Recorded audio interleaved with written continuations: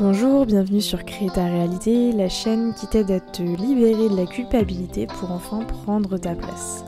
Je suis Julia, coach thérapeute, et j'aide les femmes sensibles à réécrire leur histoire, à gagner en autonomie pour acquérir confiance et pouvoir de décision.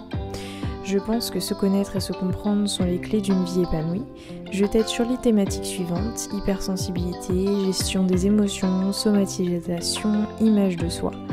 Aujourd'hui, nous allons parler d'un sujet qui me tient à cœur et j'ai envie de dire que ce podcast est une petite note à moi-même et à toutes les personnes qui seront réceptives à cette découverte, à cette réflexion, à cette prise de conscience.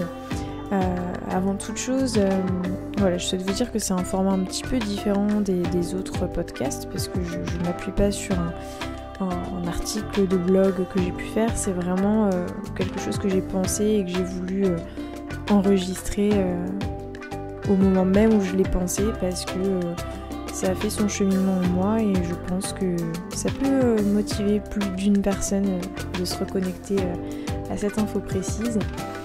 Avant tout, je souhaite vraiment remercier Pauline qui m'a laissé le commentaire suivant. Je suis très heureuse d'avoir fait appel à Julia. Julia est une thérapeute vraiment très agréable. Grâce à elle, j'ai enfin trouvé un sens aux choses de la vie que nous avons parfois du mal à comprendre. Depuis que je travaille dessus petit à petit, je vous recommande Julia les yeux fermés. Son écoute, sa compréhension et ses conseils vous aideront forcément. Merci pour tout. Eh bien écoute Pauline, je te remercie parce que le chemin que tu as parcouru depuis ces quelques mois est absolument exponentiel et je pense que tout le monde devrait s'offrir des séances au travers desquelles on peut parler, on peut se détendre, s'exprimer, échanger et surtout changer simplement la perception qu'on a de soi. Alors c'est parti pour le sujet et le partage du jour en toute humilité et en toute simplicité.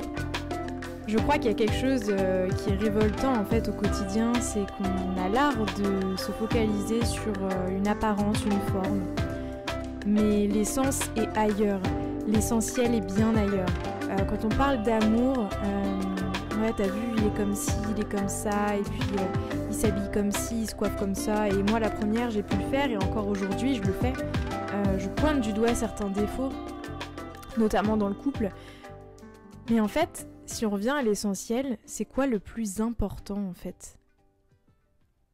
Si j'ai quelque chose à te transmettre aujourd'hui, quelque chose qui me semble fondamental, c'est que là où j'ai toujours su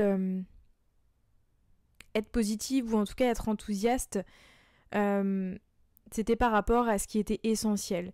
Et aujourd'hui, je crois que quand on se défait de la notion de matériel, de superficiel, d'apparence, on est connecté en fait à ce qui reste, c'est-à-dire ce qui est la part la plus profonde de nous-mêmes.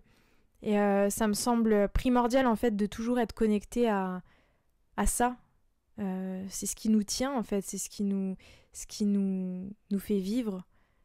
Parce que effectivement, être en vie, c'est bien plus profond que simplement montrer qu'on est en vie. Être en vie, c'est être heureux en fait. C'est vibrer haut, vibrer fort et l'incarner dans toutes nos cellules. Et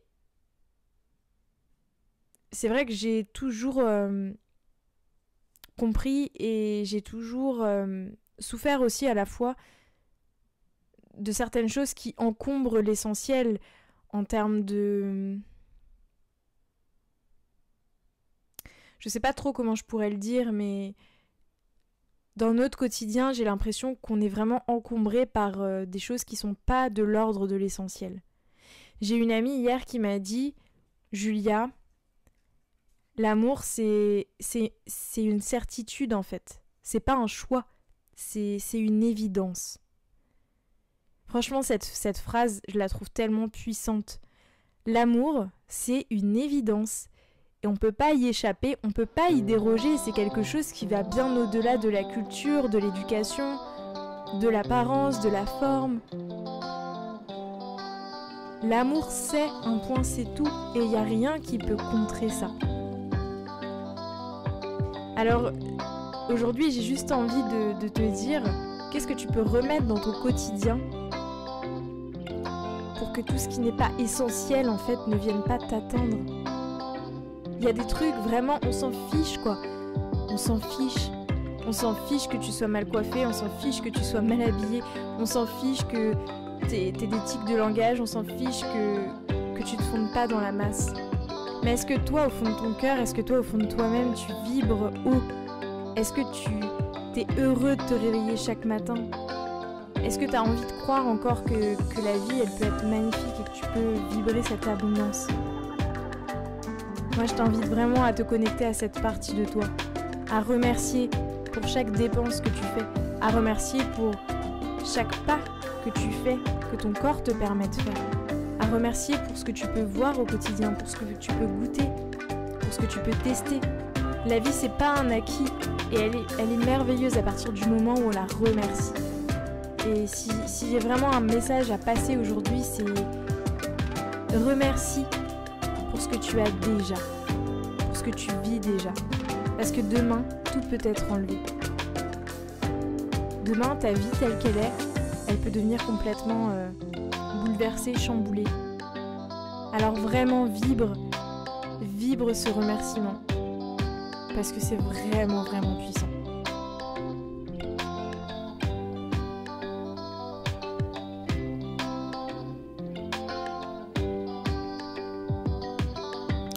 Merci d'avoir suivi ce podcast. Je suis ravie de vous avoir partagé un petit peu mes pensées du jour qui sont,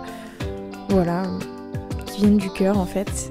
J'espère que ce podcast vous plaira. Je vous invite vraiment à me laisser un commentaire, à liker, à simplement rendre vivant cette vidéo et pouvoir me permettre d'avoir vos retours. Vous retrouvez les notes de ce podcast sur www.créertarealité.com tout attaché et sans accent. Apprends à comprendre les mots de ton corps en t'abonnant à la newsletter. En plus, tu recevras ta méditation de guérison. À très très vite.